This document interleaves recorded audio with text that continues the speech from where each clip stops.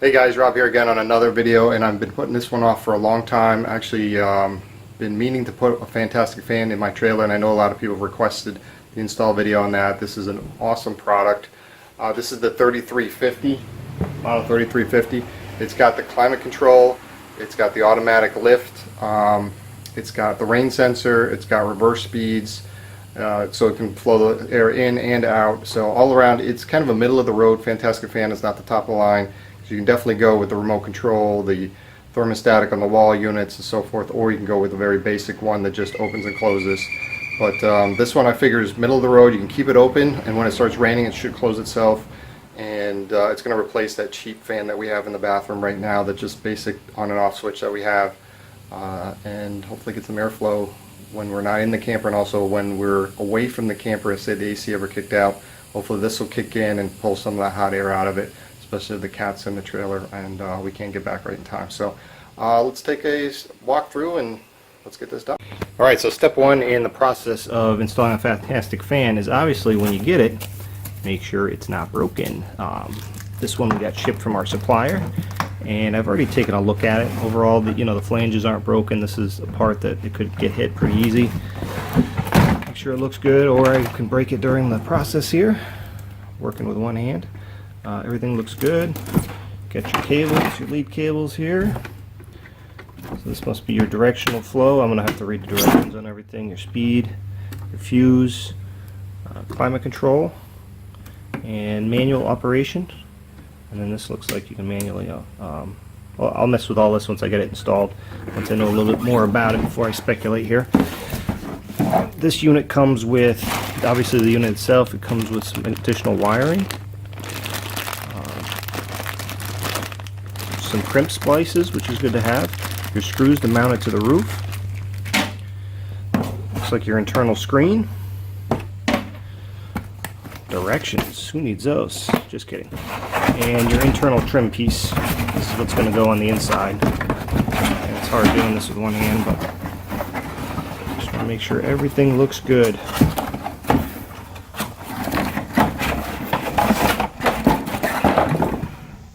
Yep, everything looks good here.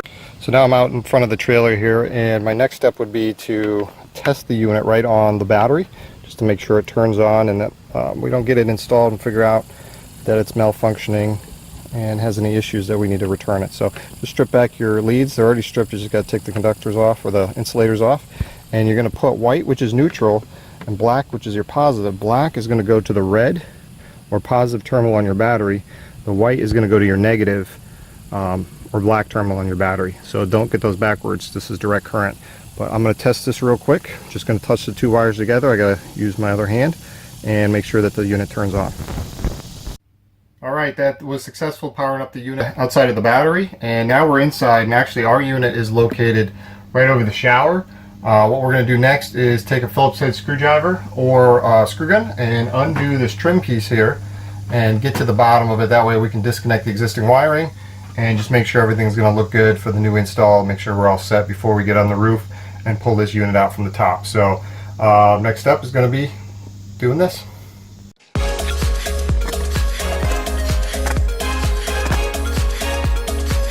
That's a little messy in there. It looks like they cut this guy at an angle, so we're going to have to keep that in mind for the next one. Or just keep this if it fits, but I doubt it will. In here, everything looks pretty standard. This is a newer trailer. This is a 2018, so everything should be pretty up to spec.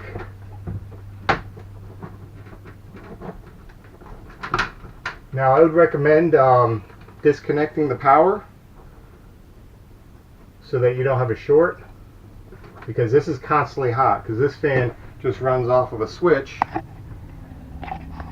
right here, and it's just a manual turn. So definitely disconnect the power at the shore power, and also your battery is where you want to disconnect this if you're not comfortable working with this. If somebody's comfortable working with electric, you just want to cut one at a time, wire nut it immediately so you don't have a short circuit, and be very careful that you don't short, otherwise you're going to be buying a new fuse.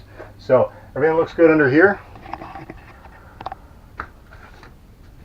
This should be a pretty standard takeout. Disconnect these wires, cap them off for now. So you got an in and out. So that's what this is. The black and the white go to the fan itself. And then you have a green stripe and a green stripe, which is on your black. So you got to note that that's hot. And then the solid white is on the white wire. You want to make a note of that, whether you put a little piece of tape or you take a picture of this. That way when you put it back together, you know which one is your negative and your positive. So pretty straightforward here. Next step, we're going to get all our tools together, get our ladder together, and get up on the roof.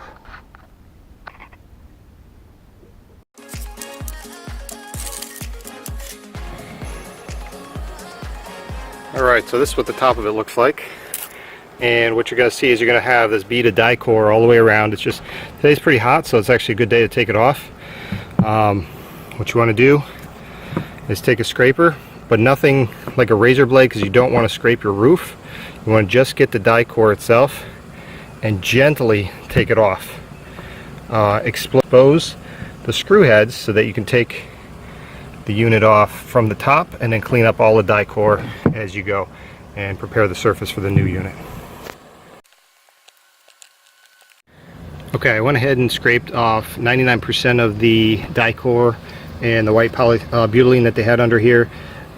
With the TPO or rubber roofs, I would say you're probably not going to get it completely cleaned off. If you had a fiberglass roof, I would probably urge you to try to scrape it a little bit better, but this stuff is about as smooth as it's going to get right now. I'm going to clean up just a little bit more, and the next step is going to be putting in the butyl tape to set the new fan on. So I'll get that going next.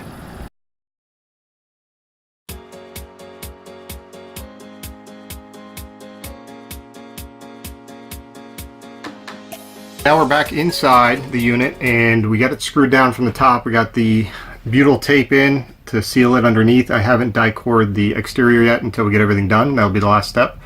You'll note that the wires actually come out on this side, but my camper wires are on this side. So good thing they supply you with an extra little lead. So what we're going to do next is we're going to splice these wires, and we're going to tuck them in, route them around, and then we're going to come bring them out over here somewhere and then do our ultimate splice up in here so we can tuck it away and get the trim slid right into this channel to close this thing out. So that'll be our next step.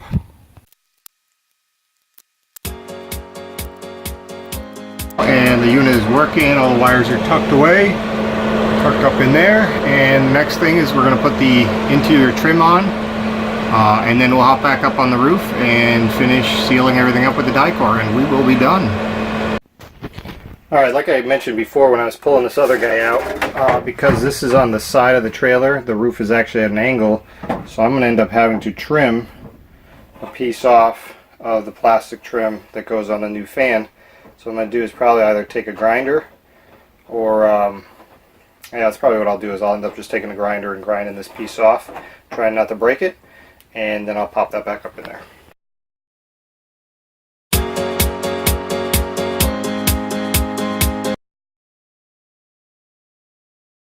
Definitely a little bit more work than I would say a normal install. Obviously if your fan is on the edge of your camper just like mine is, that slope of the roof might cause you to have to trim it as well. The grinder worked, however this plastic is it's kind of plastic that melts when you grind it versus just cuts through it. So what I ended up doing is cutting it with a grinder. It melted a lot of it. I had to come back through with a razor and then clean up the edges because the edges were pretty melted for them to slide in the track, so I just had to razor them clean. But once it's all done, it sets in there pretty nice. I pop my 4 screws in, trim screws there, and from the inside we are done. Now we're just going to have to hop back up on that roof and try everything out here.